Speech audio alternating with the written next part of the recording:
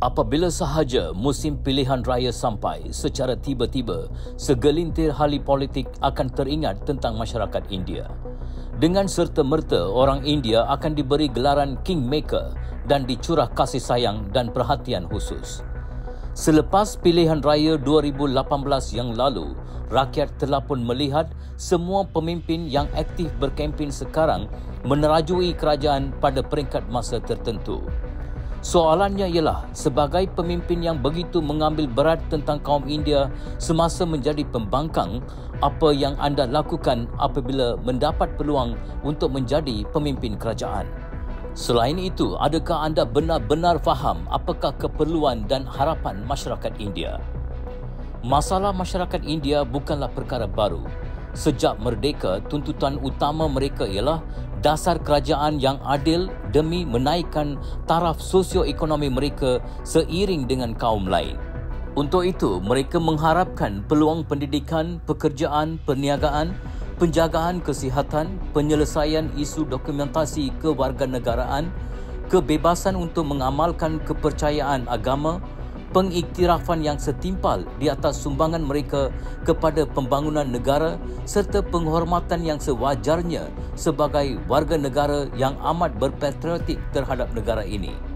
Ini bukanlah satu harapan yang unik atau istimewa hanya daripada masyarakat India. Ia adalah sesuatu yang diharapkan oleh setiap kaum di negara ini. Masyarakat India tidak pernah meminta untuk diberi keistimewaan khusus atau mengambil hak sesiapa.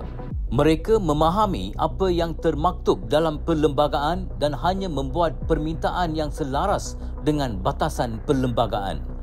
Berikan kepada setiap masyarakat apa yang mereka berhak. Pada masa yang sama, berikan masyarakat India dengan adil apa yang mereka berhak.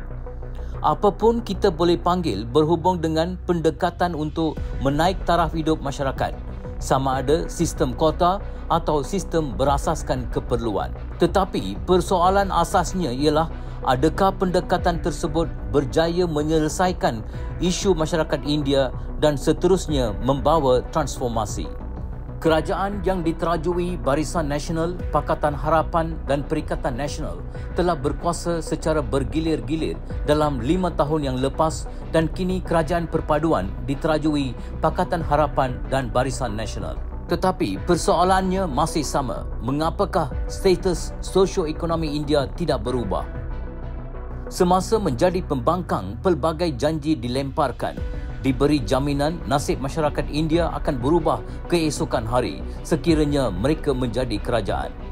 Tetapi selepas mengambil alih kuasa, masyarakat India pula digesa supaya bersabar. Diberitahu bahawa kerajaan perlu berhati-hati dalam penghagian bantuan supaya ia tidak menyinggung perasaan masyarakat lain. Inilah yang mengecewakan masyarakat India. Tiada siapa yang menekan mana-mana kerajaan untuk merebut daripada masyarakat lain dan diberi kepada masyarakat India. Perdana Menteri telah pun mengatakan di Parlimen bahawa kebanyakan daripada mereka yang hidup dalam kemiskinan adalah orang Melayu. Tetapi kebanyakan daripada mereka yang tersangat miskin adalah orang India. Jadi, apa sebab orang lain perlu marah jika kerajaan menyalurkan bantuan untuk melepaskan masyarakat India daripada belenggu kemiskinan? Bukankah masyarakat India juga warga negara Malaysia? Atau adakah mana-mana pemimpin yang telah pun membuat kesimpulan bahawa hanya masyarakat India tidak boleh tersinggung walau apa jua kenyataan yang mengguris perasaan mereka dikeluarkan? Betulkah masyarakat India tidak berhak tersinggung dengan pemimpin yang mengatakan negara ini milik sesuatu kaum sahaja?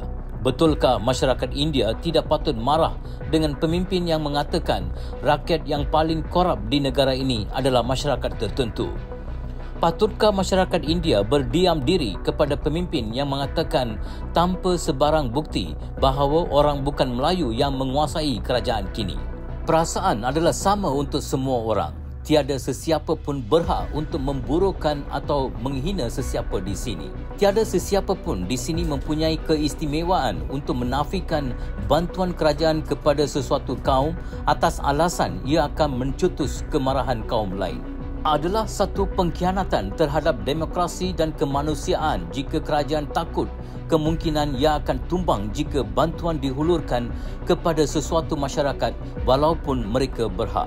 Tujuan fungsi setiap kerajaan ialah bagaimana memperkasakan rakyat, iaitu mewujudkan masyarakat yang boleh berdikari. Untuk itu, dasar-dasar hendaklah dirangka dan pelan tindakan hendaklah dibuat secara sistematik dan berterusan. Keperluan masyarakat India bukan sekadar bantuan kewangan atau beberapa peruntukan secara ad hoc. Masyarakat India memerlukan penambahbaikan dasar yang boleh memberikan penyelesaian kekal kepada masalah dan cabaran yang mereka hadapi. Untuk itu, rakyat terutamanya masyarakat India perlu bijak mengenal pemimpin yang berpandangan jauh demi pembangunan negara, komitmen terhadap keharmonian etnik dan agama, pengagihan sumber ekonomi yang adil, pentadbiran yang bebas rasuah dan cekap. Kita harus ketepikan politik yang mementingkan diri sendiri, di mana ahli politik membuat janji manis dengan niat supaya rakyat sentiasa bergantung kepada belas kasihan mereka. Masyarakat India mesti mengambil kira pelbagai aspek ini dan membuat keputusan rasional dan bukan dengan pengaruh emosi semata-mata. Harap pada 12 Ogos ini, masyarakat India dapat buktikan kuasa politik mereka yang matang dan bertanggungjawab.